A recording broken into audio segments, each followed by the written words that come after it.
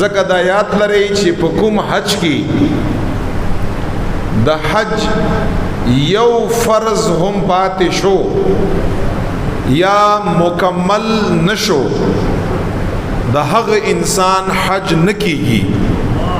اگر که هغه انسان دم ورکا دم ویل کېږي قربانۍ ته ګډتا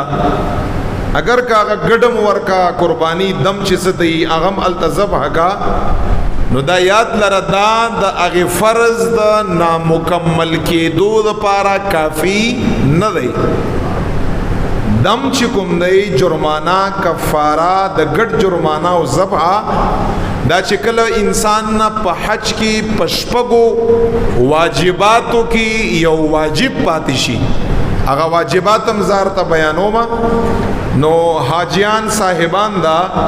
په خصوصي توګه باندې دا فرایض دا واوري دا بڅنګ ادا کوي دا بکله ادا کوي بیا دا واجبات واوري دا واجبات څه شی دی دا بڅنګ ادا کوي کو واجب پاتې شي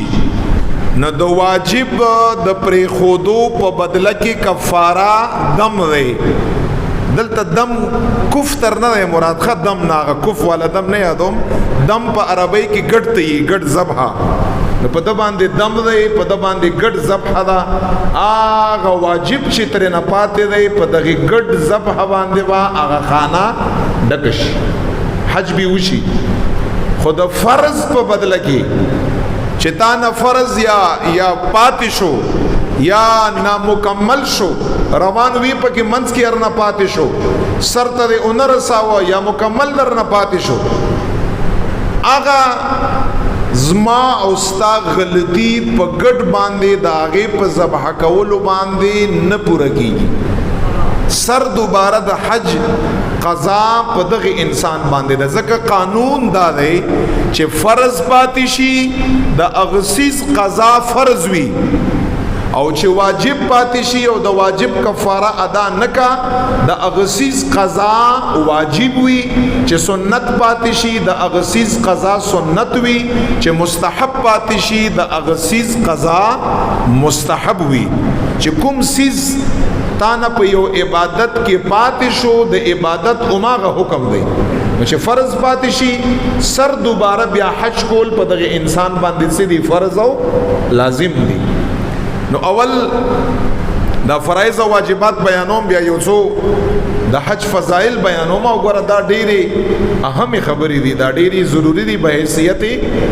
مسلمان پکار د چمونګ او تاسو چې دا کوم 15 ارکان دي او په دغه 15 ارکانو کې اهم او 15م رکن حج پکار د چې به حیثیت مسلمان مونږ او تاسو داغه فرایض او داغه واجباتونه خبر یو چې کوم سنن دي یا مستحبات دي داغه پکولو باندې ډېر غټ ثواب دی ډېر غټ ثواب دی انسان ته ملاوي کې خو ځکه کم از کم د هغه په ثواب کې به کمای راشي خو د هغه په حج کې څه خبره نه راځي د هغه حج وشو او د هغه حج د هغه د غاړې نه ساقطيږي او ادا کیږي. نو دی وجه نه اهم سیز دا فرایض او واجبات دي.